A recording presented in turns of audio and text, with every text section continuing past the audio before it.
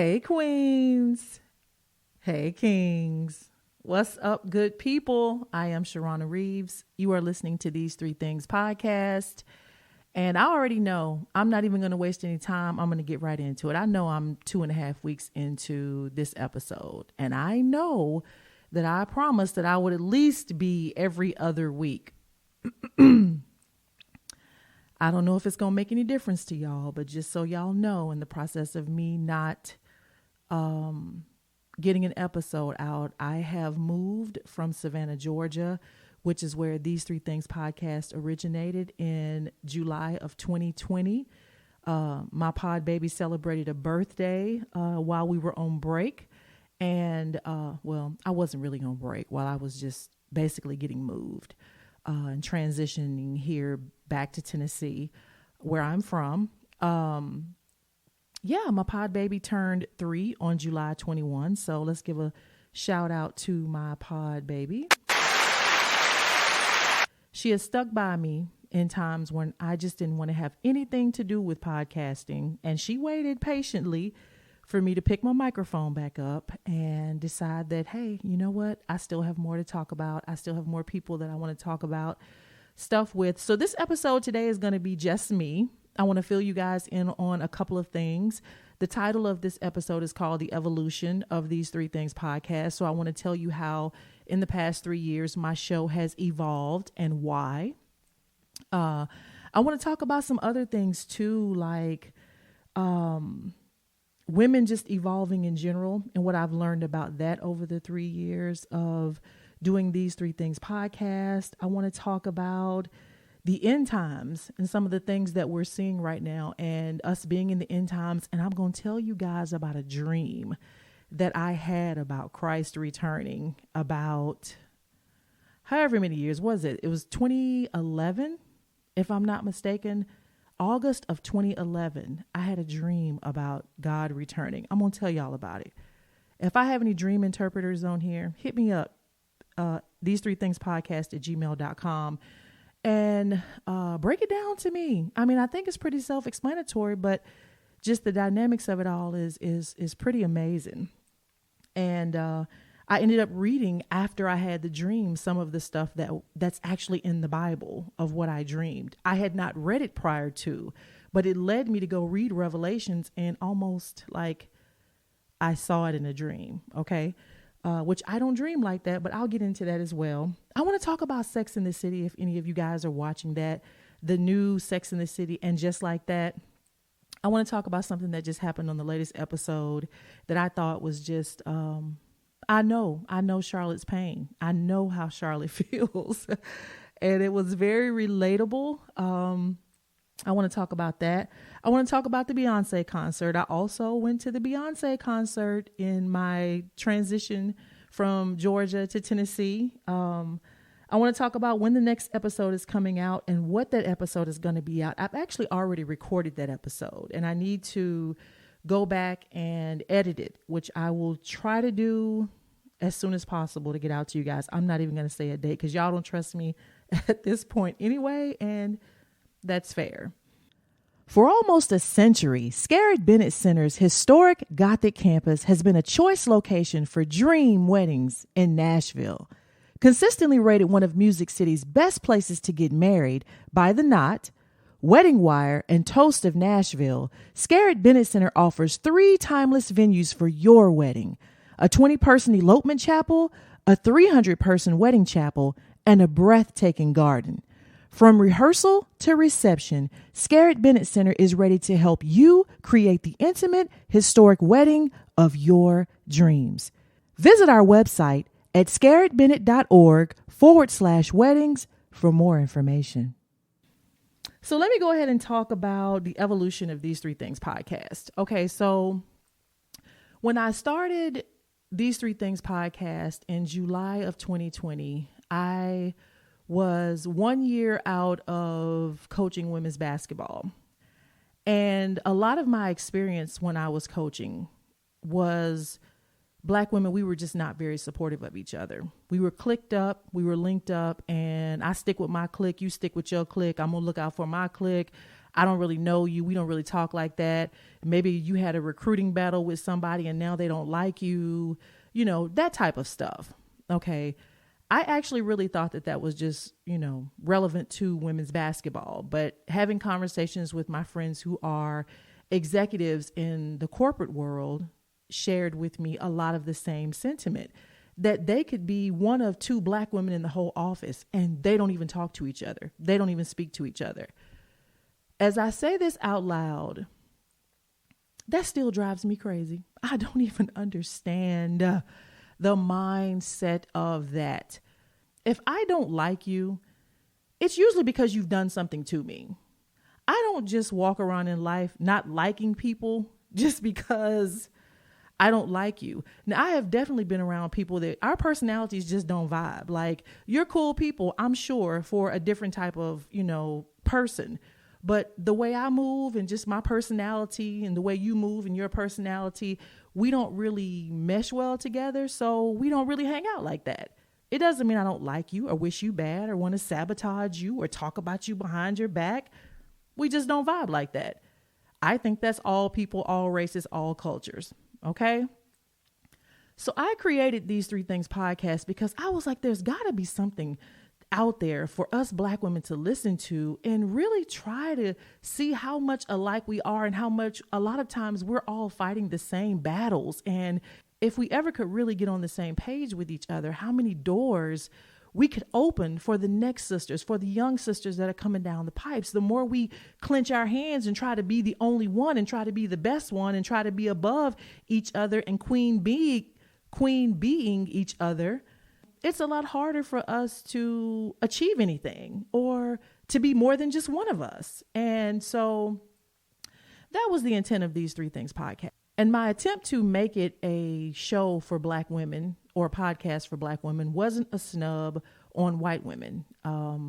As a matter of fact, my first episode on these 3 Things podcast was Black women and our relationships with white women.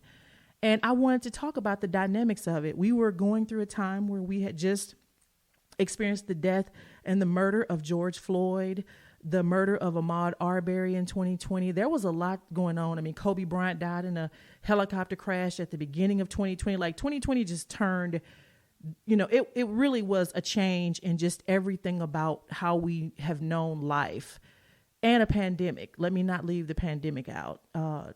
We have a global pandemic that's taking people's lives and mostly African-American and minority Black and brown people's lives, which had nothing to do with our health being worse than yours. It was more about our medical care and the exposure of how terrible the medical care has been for Black and brown people, that when sickness hits, we're the first people to be affected by it. And it was just a lot going on in 2020. And so I wanted to reach out and have something positive to say to try to bring unity and kindness and all of those things. And my intentions were good. Maybe my second guest on the show was Tina Thompson. I don't remember if Tina was my second guest. She might have been my second guest on the show, but Tina Thompson, who is a WNBA Hall of Famer, she was the head coach at Virginia at the time. I think Tina is now a scout for an NBA team. Shout out to Tina if you're listening to this episode. Tina had said something to me when she and I did her episode, and we were basically talking about her being a single parent and having accomplished all that she has. Was the number 1 draft pick. She wasn't a parent at that time, but being able to have a baby during her WNBA career. And if you haven't listened to the episode, go back and listen to it, and then you'll understand the dynamics of what I'm saying. But I don't want to get off into that. I want to stick to what I'm trying to talk about here. But Tina said something to me in that episode where she talked about when I was saying how I felt like, Black women, we should support each other. Like, I don't accept that. Like, I'm not okay with it. And she was like, and I was telling her, and I'll never be okay with it. And she was like, it bothers me too. She said, but what can we do? She basically said what I now have come to realize is really just the truth of it all. Women just evolve when they're ready to evolve, if they want to evolve. And if you're listening to these 3 Things podcast and you've stuck with this show, you probably are an evolved woman. which means by evolve, let me just explain what I mean by evolved. Anybody who knows me knows I'm not a hater. I don't hate on anybody. I'm happy for everybody. Whatever success you have, I am happy for you, especially if it has been a desire of your heart, especially if you have gone through tough seasons in your life, or something tragic has happened to you, or if you've worked really hard for something and you've seen it come to fruition. I am happy for you. I don't do jealousy. I don't do envy. I don't talk about people behind their back. I just don't. Like, I'm genuinely happy for other people. And me being happy for other people, I realize that that doesn't diminish me. It doesn't make me any less of. It doesn't define me because someone else has received a blessing or saw the benefits of their hard work or whatever. Like, if it's successful, if it's good, that doesn't diminish, anything that God has for me. And I have always been that way. There have been moments where I've seen people, accomplish things and I'd be like, dang, that would have been nice, man. I want to know what that feels like. But it's not coming from a place of, she thinks she all that because she got this and she thinks she all. It's not in me. It's not in me. And I have raised my daughter with that same mentality. Like, baby girl, you be happy for other people. You walk your own journey. You walk out your own pace, your own thing in life. And I realize that there are a lot of women who think that way and who are happy for other people, and you treat other sisters with kindness and you try to build relationships with other Black women. And I'm speaking primarily about Black women because I'm going to get to the evolution of the show. You reach out to other Black women. You speak when you see us. You are cool within yourself, so you're open to everybody else and just willing to have conversations with people, meet people. You're open and you're free.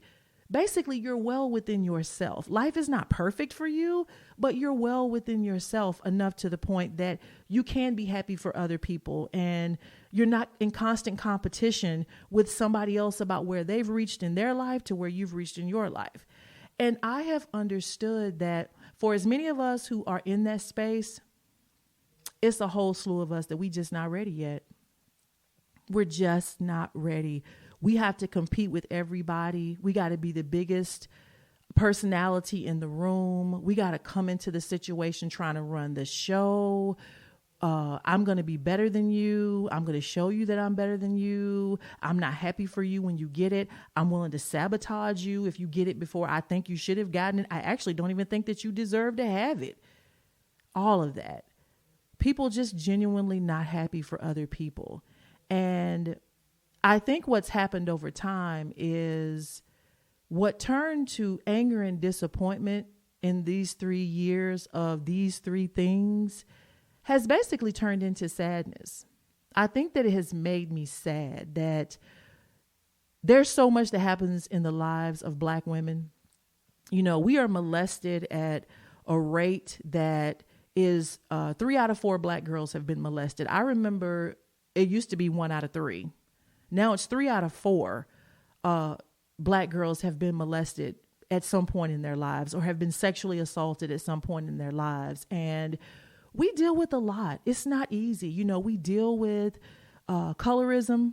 We deal with society telling us that we're not what we're not, how our beauty doesn't, there's no value in our beauty, or there is no beauty in us. But we look around and we see, other races buying body parts that look like ours, whether it be your lips, your butt, your hips, your breast. Well, white women always been known to have some breasts. Let's just put that out there. Keep it real. But other body parts that look like us, but on us, it's not beautiful. Now, I don't even receive stuff like that. When people, just the intention of media, growing up as a kid, if that was their intention or the words that people said, that stuff bounced off me like, but I understand that it didn't bounce off everybody. And sometimes that was happening within your own home as a Black girl. Like, you grew up with cousins calling you, if you were dark skinned, calling you blackie. If you were light skinned, calling you white. you're not black enough because you're light skinned, or you don't really know the black struggle because you're light skinned, or you're not attractive because you're dark skinned. Like, it's so much stuff that goes on that even when it's happening in your family, it's stuff that stays with you, that doesn't just get washed away because little old Sharrona Reaves right here wants all of us to, be at peace with each other and really support each other. And, if we ain't cool, then, hey, we not cool, but I ain't gonna try to hurt you, sis. I'm gonna go on over here and be cool with the people that I'm cool with and wish you well. Even though that is the desire and was the desire of my heart, that doesn't mean that we're ready for that. It doesn't mean that all black women are ready to jump on that bandwagon, because I have understood in the 3 years of these three things that it's a lot of pain in us. It's a lot of resentment and anger and frustration and bitterness and sadness and shame and disappointment in us, that sometimes it just ain't your season to understand or be in a place of, I need to evolve as a woman, and I've got to find a way to heal these areas in my life that have disappointed me or broken me, and be well within myself and where I am in whatever season of my life that I'm in, so that I can be happy for other people. And God knows that was the desire of my heart. And I think that God put me on this journey for me to learn some valuable lessons. Sharrona, your heart is good in this area. And for those who are about that, they will gravitate to your show and they will listen. But it's a lot of pain out here. And it's not going to be a show where you can just speak to black women, because the truth of the matter is there's a lot of pain in women in general.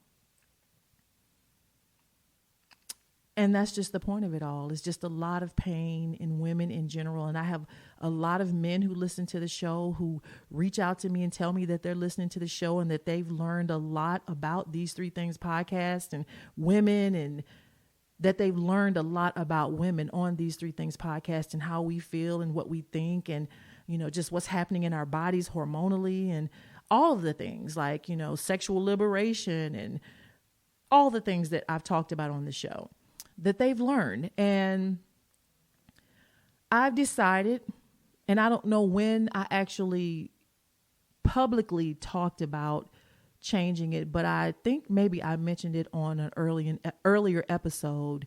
But to be honest, I really wasn't ready to let it go. I was still trying to, reach us and be like, hey, sis, like, let's look at this. Let's talk about this. Let's evaluate why we're moving this way. And in the process of all of that and all the conversations and me just evolving as a woman and understanding and growing and maturing in a lot of ways that I needed to mature since 2020, actually since 2019.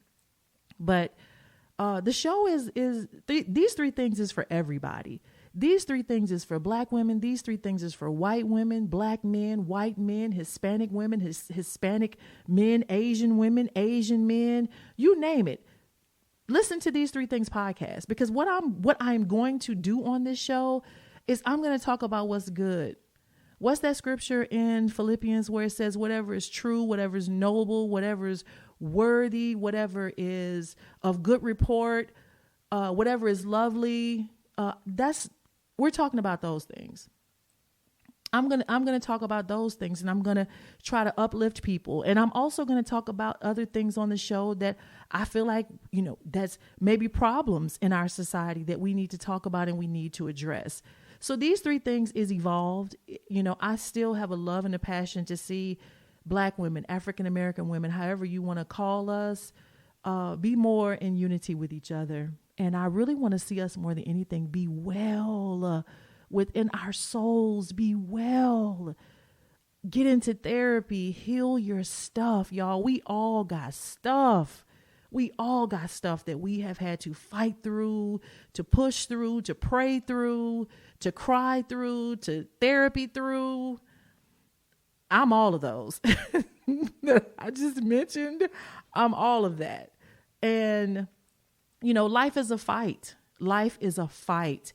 And what I do know for sure is that if you dealing with stuff when you're 22 years old, 23 years old, you shouldn't be dealing with the same stuff when you're 42.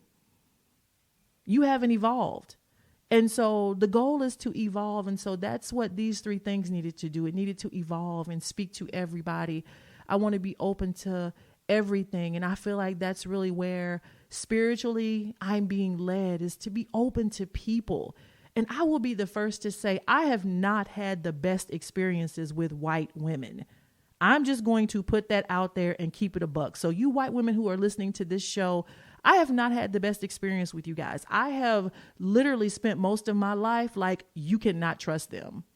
They will be the first to stab you in the back. They will be the first to run and tell on you to try to get you in trouble at work. They will be the first to get upset because you don't come to work and share all your business with them and tell them everything about yourself.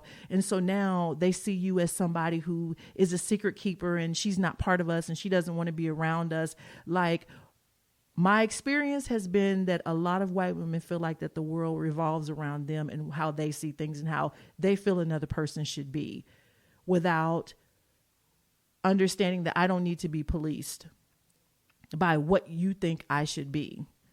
Now, I will tell you, I have started a new career since I've been here in Nashville, and I'm so excited about it. And there's so much to learn. Like, I will talk more about that on a later episode, but I just had lunch with 3 white women on my job. Little do they know, they probably just restored a lot of my faith in just white women in general.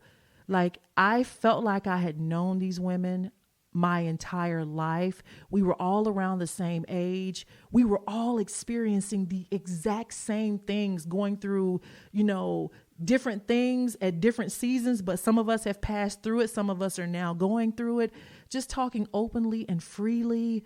We were mature. We weren't in competition with each other. We weren't trying to outdo each other or out-have each other, or it was just genuine adult women having a conversation. And I know that they felt the same way, because one of them emailed me after we had gotten back from lunch and said, we feel like you've been here forever. And, I needed that. And it was also confirmation for me to know that, Sharrona, yes, most of your life you have not been able to trust white women, but that doesn't mean that all white women are like those white women.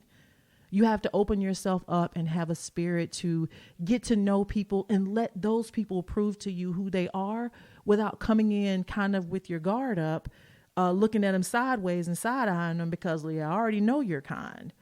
And so I move forward in that. And I'm sharing that with you guys, and I'm being blatantly open and honest because I have been on this show since July 2020. And I always say this, and I think it's, we've been commanded to do it, is to love our neighbors as ourselves at the end of the day. And, that's the evolution of these 3 things. And so now let me move on to other things that I want to talk about. Okay, so yeah. Y'all, are we in the end time? Well, I know we're in the end times. I don't even have to ask that question because we got, leprosy popping up in Florida. We have now acknowledged that there's aliens, that, planes have crashed in areas, and there's been body parts that were not human that were discovered. We've got global warming. We've got the ocean feeling like bath water. Like, we have a lot of signs. For those of you who are Bible readers, you know what I'm talking about. You've heard this before. If you've been in a Bible-based church, then you know some of the things that are happening right now in this world have been spoken about in the Bible, that says in the last days, you will start to see this, and that. And we are starting to see this, and that. So I want to tell y'all about a dream I had, and since, so many things have been happening, the dream actually was brought back to my memory here recently. And, I'm going to share it with you guys. It was, I dream most of the time. I don't remember my dreams, but I was at a convention, an NSN, for all of you National Sales Network people. I was at an NSN convention in Orlando, Florida in August of 2011.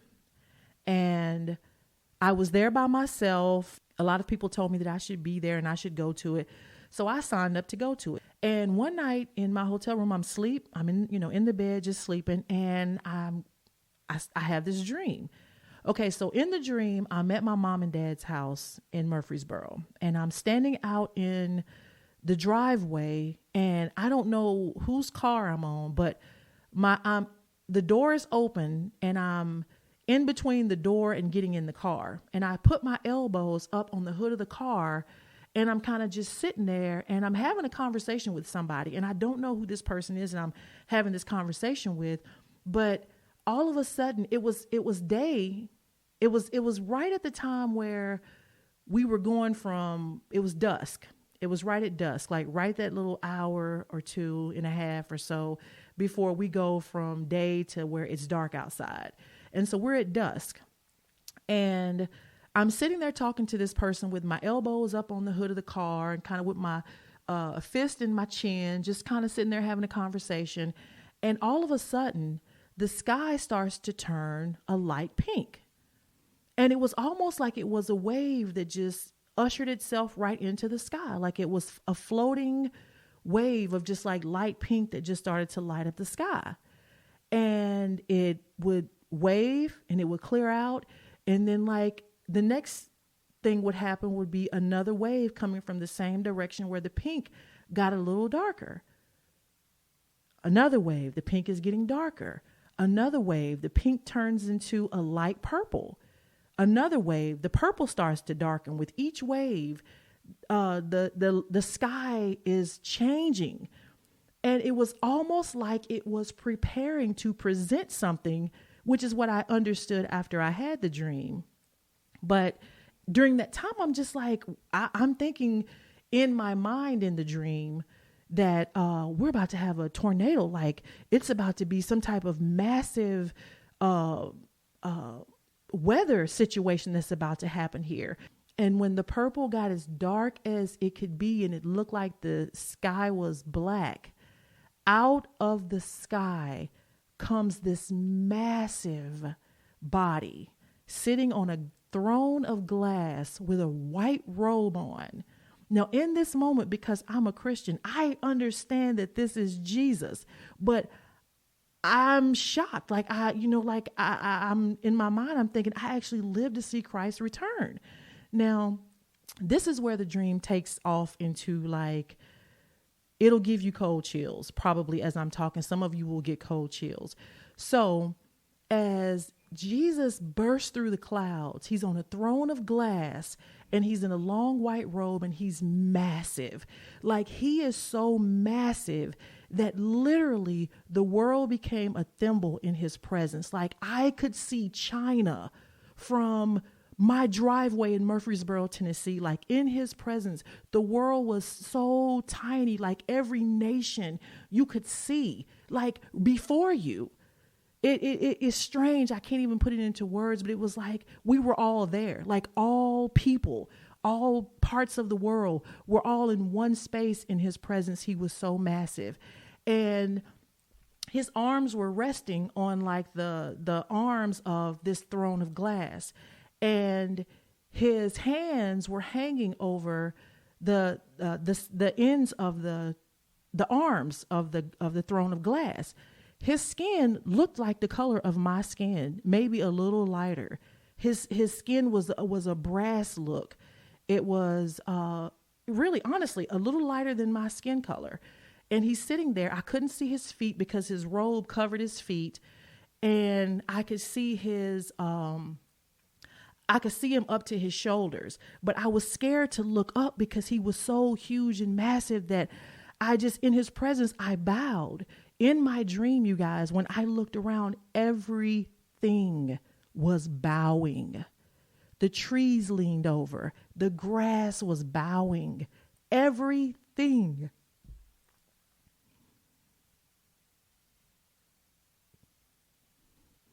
I have never been able to tell this story without getting emotional at the presence and the power of our God. And so when I realized that everything was bowing, my ears, my senses in my ears began to kick in, and I could hear. And I could hear people screaming, Jesus, save me. Jesus, forgive me. Jesus. And then you could hear those who have known Christ, who were ready, who knew his return was coming. You could hear them praising. You could hear them worshiping. Like you could just hear just mass of insanity, of just the revelation that he is who he said he was. And the moment of truth has come. And I remember in my dream, as I was bowing, something said, look up, look up, look up, see his face, look at his face, see his face. And I looked up in my dream, you guys, and his face was like light. I could see his shoulders, but his face was just like, it was light. Like it was, light eternity, like light from as far right to where he was to as far left to the eye could see, to as high to the heavens as you could see. It was light. And I remembered waking up, and I woke up out of the dream. Now, I wake up the next day. I have no recollection of the dream in that moment. I just wake up and I just feel different. Like I didn't feel tired. I just don't know. I can't describe what I felt, but I felt different. I didn't feel like the same anymore. I felt something in me was just different. And I didn't think anything of it. I was getting ready. I was feeling weird. Like, I don't know. Like, I don't know. I just didn't feel like myself, but not in a bad way. And so in the middle of one of the presentations at NSN, my dream rushes back to me like a flood. And in the middle of the presentation, I just kind of like belled out. I kind of almost a light scream. And the reality and the remembrance of the dream came back to me, and I had to get up from the table, and I went to the bathroom, and I wept to the point that I had to go back to my room. And for weeks, I couldn't talk about it. I couldn't even tell anybody about it. Every time I tried, all I could do was weep. And, you know, the stuff that we're seeing today, you know, it's real. Like, it's real. Like, you know, Christ is soon to come.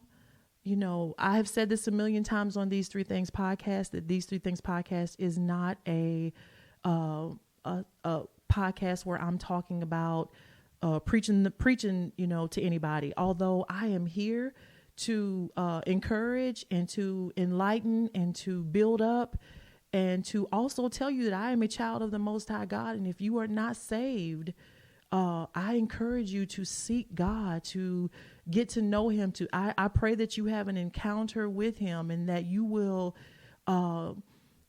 be baptized and get to know him for yourself. That you will not be one of those people that was in my dreams screaming to the top of your voice for forgiveness, for salvation, to repenting.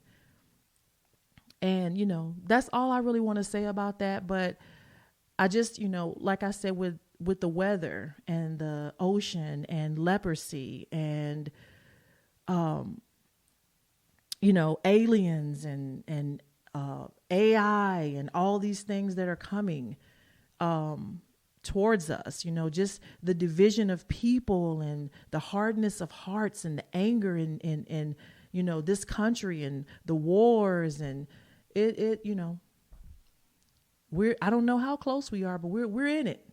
We're in the clock has started to tick for when he will soon return. So I'll just put that out there. And know that I'm praying for everybody who listens to this episode, that if you don't know God, that you get to know him, because he is real and he's coming back. He is definitely coming back. So now I'm going to take off my first lady hat, and I'm going to go to the next thing that I want to talk about, which is Sex in the City, the new Sex in the City. And just like that is what they're calling it. So let me call it what they call it. And just like that. Okay, so on this last episode, the part that I want to talk about that was just like, whoever wrote that, they know. They are a woman of a certain age. They know. Because when Charlotte had decided that she was going to go back into, what is it that Charlotte does? She does something with, works at a gallery, an art gallery. She was going to go back into the art world and work at a gallery. An opportunity had been presented to her, and she felt like that, no, I needed to be here with my girls and my family needs me. And, you know, realizing that as kids become teenagers, they don't really want us around that much. You know, they don't. They're exploring and they're learning and they're living and they got their own little network of friends. And, you know, we just don't become that important. So she realized that she wasn't as needed as she thought she was. And so she decided to take the opportunity.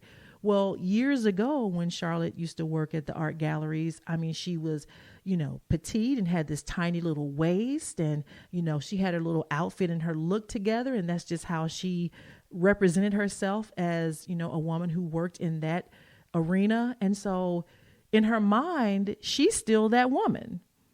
But when she went on to try dresses that reflected who that woman was back then, she put on a daggum belt. And that belt exposed to her that, girl, your waist is not what it used to be.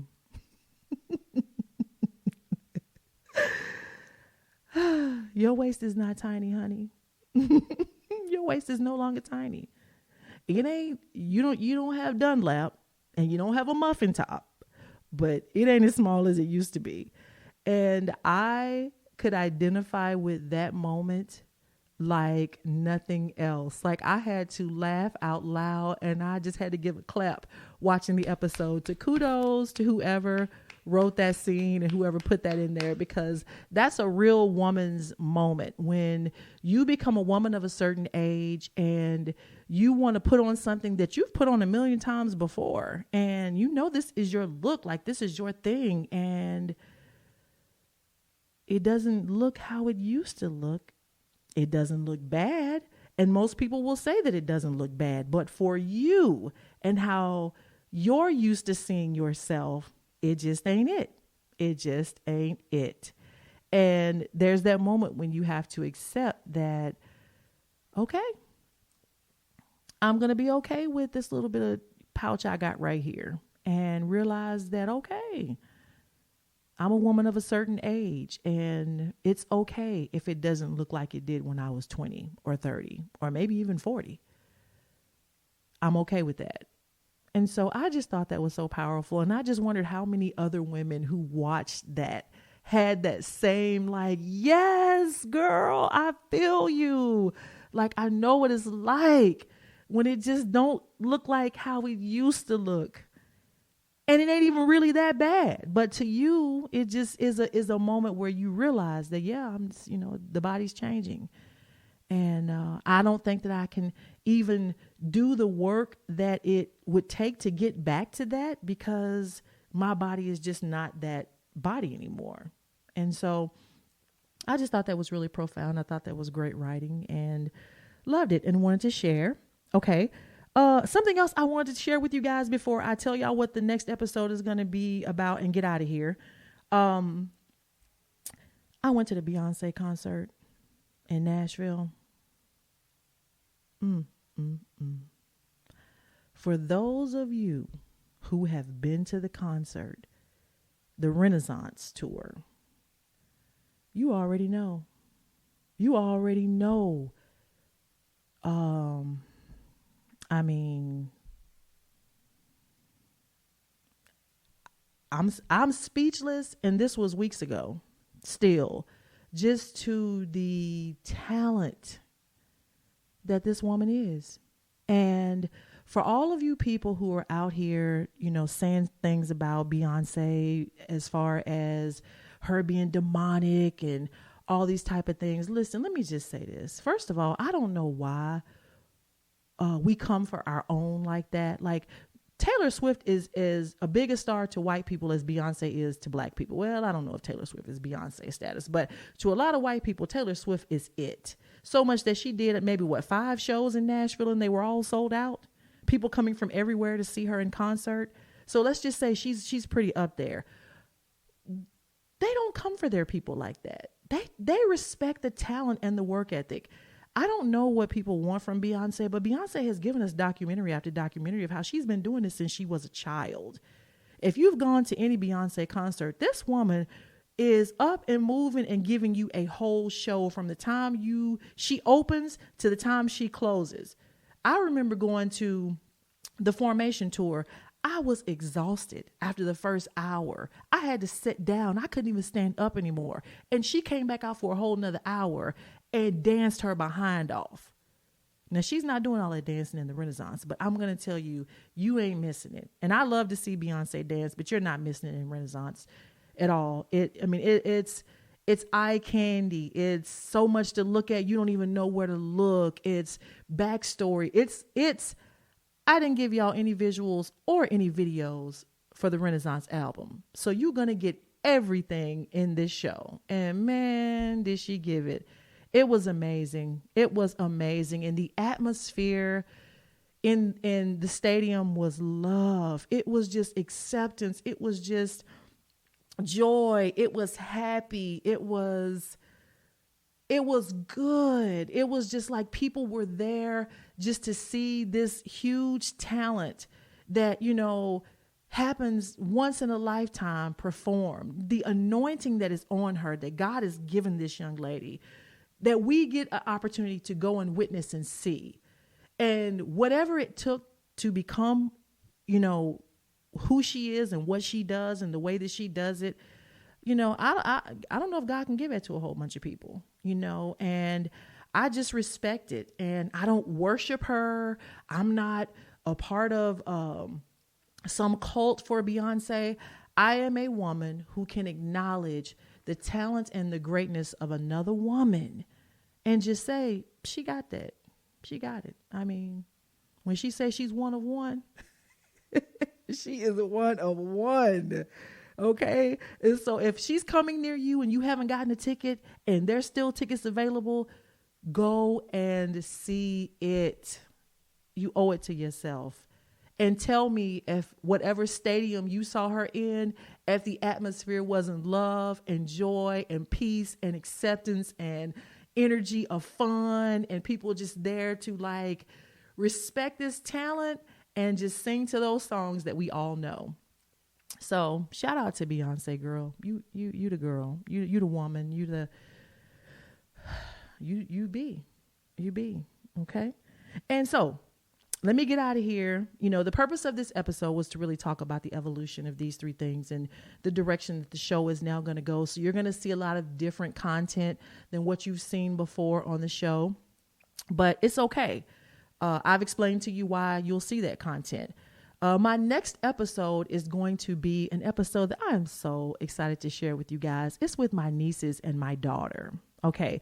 Many of you know that my baby sister, if you're a listener of These 3 Things podcast, you know that my baby sister, Latoria, we all call her Toe, passed away on Christmas Eve of 2021 from COVID. She was a school teacher and contracted it at school, and it took her home. Okay. And so her daughters, Carrington and Kennedy, are on the show. And we, including my daughter, Kamora, we did a show together talking about their generation and what it's like growing up in their generation, the pressures that they experience, dating at their young age, and what it's like trying to date now and the men now and how the women are.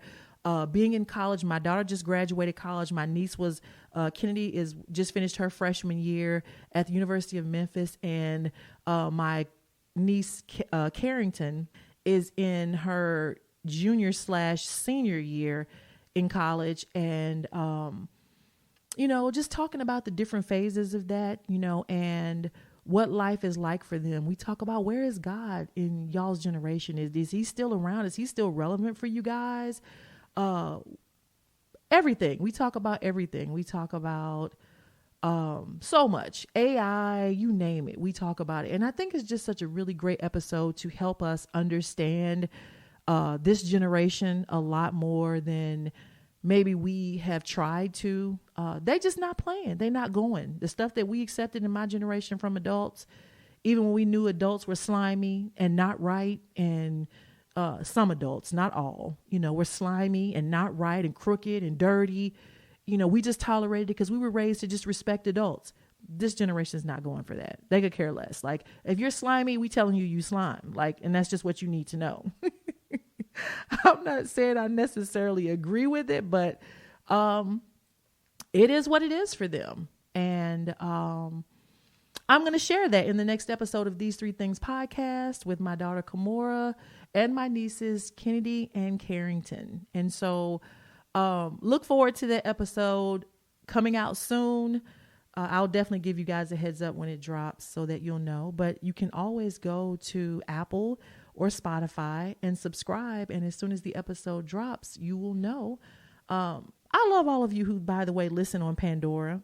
I don't know why, but I'm happy to be on Pandora. Like, cause I listen to Pandora all the time. I like to listen to the 70s, all the time on Pandora, and, 70s music on Pandora. And so when I see that people like go and listen to me on Pandora, I don't know. I like that. iHeartRadio too. That kind of like, you have to really search me out to find me there. So when I hear people finding me there, it just makes me happy that y'all are listening on those platforms. So anyway, I'm signing off to These Three Things podcast, the evolved new These Three Things podcast. And I will see you guys on the next episode soon. Love you. Bye. Thanks for listening to this episode of These Three Things podcast. Here's how you can stay connected after the show. Follow at These Three Things Podcast on Instagram, Twitter, and YouTube. On Facebook at These Three Things P. Be sure to follow, subscribe, and if you like what you've been hearing, leave a review.